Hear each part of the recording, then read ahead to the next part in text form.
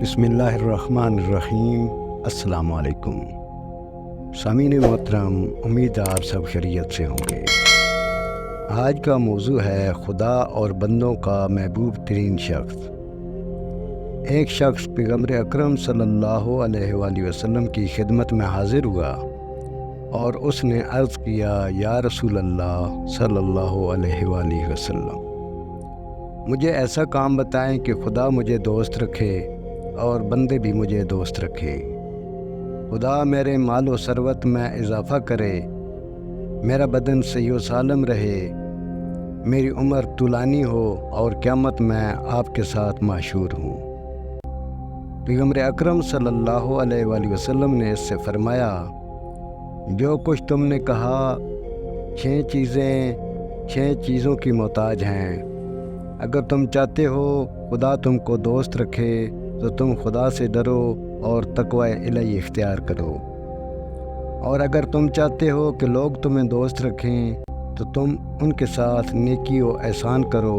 اور جو کچھ ان کے پاس ہے اس پر نظر نہ رکھو،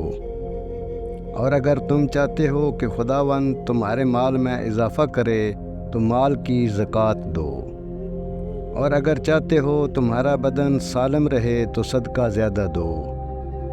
اور اگر چاہتے ہو خدا تمہاری عمر طولانی کرے تو صلہ رحمی کرو، اور اگر چاہتے ہو خداوند کریم تم کو میرے ساتھ معشور کرے تو طولانی سجدے کرو۔ خداوند متعال قرآن میں ارشاد فرماتا ہے، بے شک جو لوگ ایمان لائے اور نیک اعمال انجام دیے، عنقریب خدا ان کی محبت لوگوں کے دلوں میں پیدا کر دے گا۔ دوسری جگہ ذکر ہے کہ ایک شخص پیغمبر خدا صلی اللہ علیہ وآلہ وسلم کی خدمت میں آیا اور عرض کیا، مجھے ایسی چیز بتائیں کہ جس کے انجام دینے سے آسمان کی طرف سے خدا اور زمین کی طرف سے لوگ مجھے دوست رکھیں۔ رسول خدا صلی اللہ علیہ وآلہ وسلم نے فرمایا،